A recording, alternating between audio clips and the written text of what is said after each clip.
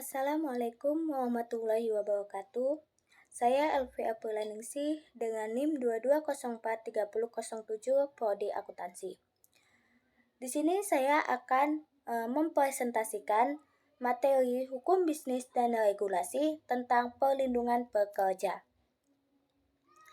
Pokok pembahasan yang akan saya bahas di sini yaitu 1. Pengertian perlindungan pekerja, 2. Undang-undang Ketenagakerjaan, 3. Sistem peradilan hubungan industrial, dan 4. Organisasi pekerja atau buruh. 1. Perlindungan pekerja. Perlindungan yang diberikan dalam lingkungan kerja itu sendiri dengan jalan memberikan tuntutan maupun dengan jalan meningkatkan pengakuan hak-hak asasi manusia, perlindungan fisik dan teknis serta sosial dan ekonomi melalui norma yang berlaku.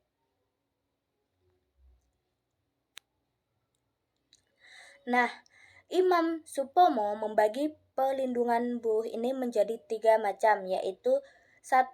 Perlindungan ekonomis, yaitu suatu jenis perlindungan yang berkaitan dengan usaha-usaha untuk memberikan kepada pekerja suatu penghasilan yang cukup memenuhi keperluan sehari-hari baginya beserta keluarganya.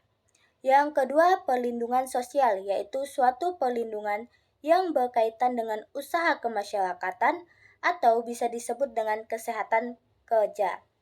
Yang ketiga, perlindungan teknis, yaitu suatu jenis perlindungan yang berkaitan usaha-usaha untuk menjaga pekerja dari bahaya kecelakaan yang didapat oleh alat kerja lainnya. B. Undang-Undang Ketenagakerjaan. Undang-Undang Nomor 13 Tahun 2003, ketika pemerintah mengeluarkan Undang-Undang Nomor 13 Tahun 2003, ada beberapa alasan yang menjadi pertimbangan antara lain. Pertama, pembangunan nasional dilaksanakan dalam rangka pembangunan manusia seutuhnya dan pembangunan masyarakat Indonesia seluruhnya untuk mewujudkan masyarakat yang adil, makmur, yang merata, baik material maupun spiritual berdasarkan Pancasila dan Undang-Undang Dasar 1945. Yang kedua, pelaksanaan dan pembangunan nasional. Tenaga kerja mempunyai peran dan kedudukan yang sangat penting sebagai pelaku dan tujuan pembangunan. Yang ketiga, sesuai dengan peranan dan kedudukan tenaga kerja diperlukan pembangunan ketenagakerjaan untuk meningkatkan kualitas kerja dan peran sertanya dalam pembangunan serta peningkatan perlindungan tenaga kerja dan keluarganya sesuai dengan harkat dan martabat kemanusiaan. Yang keempat, perlindungan terhadap tenaga kerja dimaksudkan untuk menjamin hak-hak dasar pekerja dan menjamin kesamaan kesempatan serta perlakuan tanpa diskriminasi atas dasar apapun untuk mewujudkan kesejahteraan pekerja dan keluarganya dengan tahap memperhatikan perkembangan kemajuan dunia usaha. Yang kelima, beberapa undang-undang di bidang ketenagakerjaan dipandang sudah tidak sesuai dengan kebutuhan dan tuntutan pembangunan ketenagakerjaan karena itu perlu dicabut atau ditarik kembali. C. Sistem Peradilan Hubungan Industrial atau PHI. Keberadaan Undang-Undang Penyelesaian Perselisihan Hubungan Industrial ini merupakan amanat dari Undang-Undang Nomor 13 Tahun 2003 tentang Ketenagakerjaan. Jenis-jenis perselisihan hubungan industrial. Yang pertama, perselisihan hak. Perselisihan hak itu adalah perselisihan yang timbul karena tidak dipenuhinya hak akibat adanya perbedaan pelaksanaan atau penafsiran terhadap ketentuan peraturan perundang-undangan, perjanjian pekerja, peraturan perusahaan atau perjanjian kerja bersama. Yang kedua, perselisihan kepentingan, yaitu perselisihan yang timbul dalam hubungan kerja karena tidak adanya kesesuaian pendapat mengenai perbuatan atau perubahan syarat-syarat kerja yang ditetapkan dan perjanjian kerja atau perusahaan atau perjanjian kerja bersama. Yang ketiga, perselisihan pemutusan hubungan kerja. Yang keempat, perselisihan antara serikat pekerja atau serikat buruh adalah perselisihan antara serikat dalam suatu perusahaan karena tidak adanya persesuaian paham mengenai keanggotaan pelaksanaan hak dan kewajiban keserikatan pekerjaan.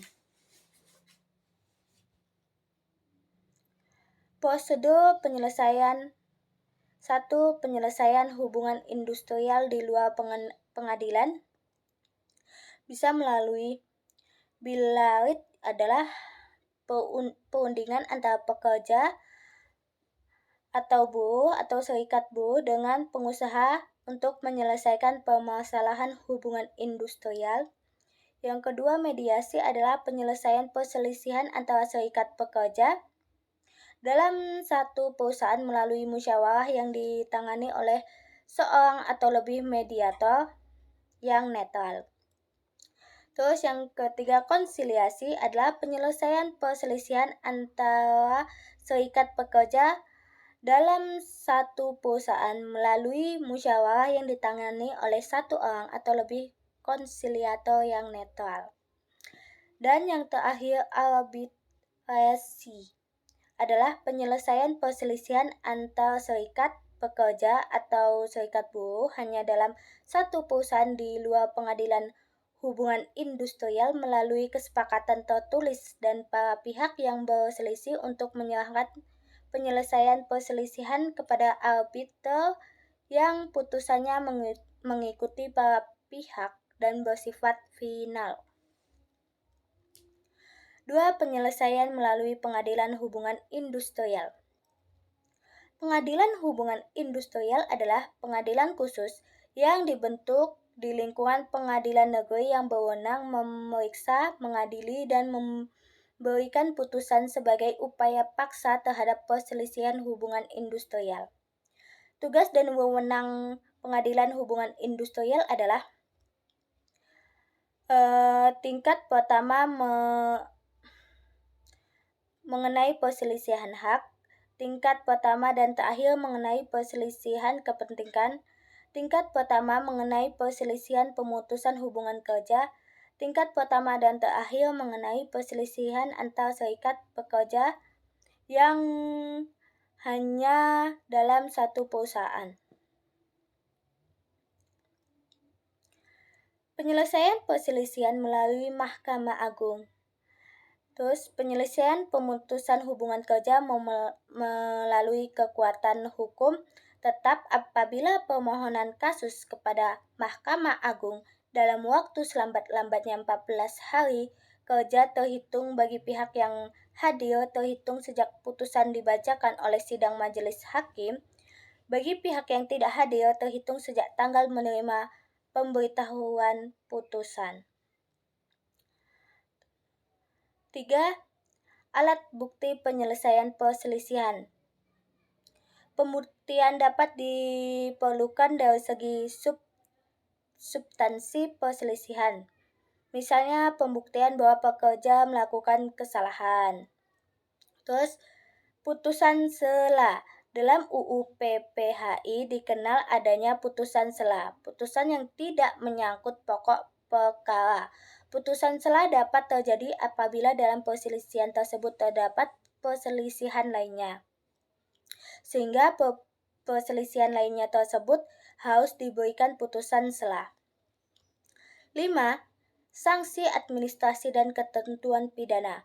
UU PPHI juga mengatur sanksi administrasi terhadap mediator, panitera muda atau konsiliator dan arbiter yang telah lalai terbukti melakukan tindak pidana kejahatan menyalahgunakan jabatan dan lain-lain.